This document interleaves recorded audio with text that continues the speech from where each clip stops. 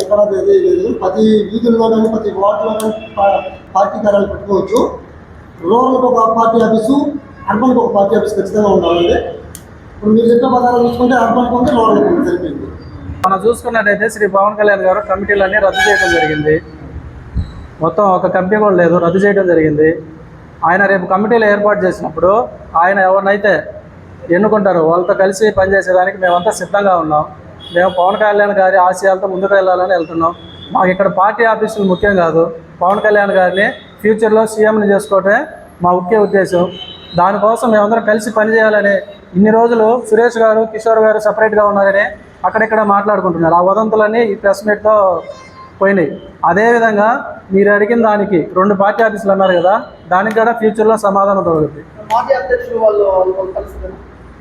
అదే చెప్పాం కదా, పార్టీలన్నీ కమిటీలన్నీ క్యాన్సిల్ చేస్తున్నారు.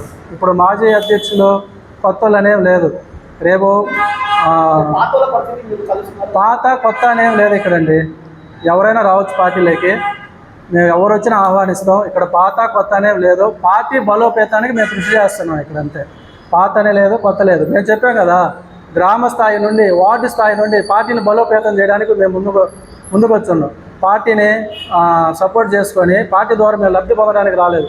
మన పార్టీ ఇప్పుడు మీరు చూసుకున్నట్లయితే మన జిల్లా స్థాయిలో మన బుచ్చిరెడ్డిపాలెంలోనే మన జనసేన పార్టీ కొంచెం దృఢంగా కనిపిస్తుంది. అది మీకు తెలిసిన జగమెరిగిన సత్యం.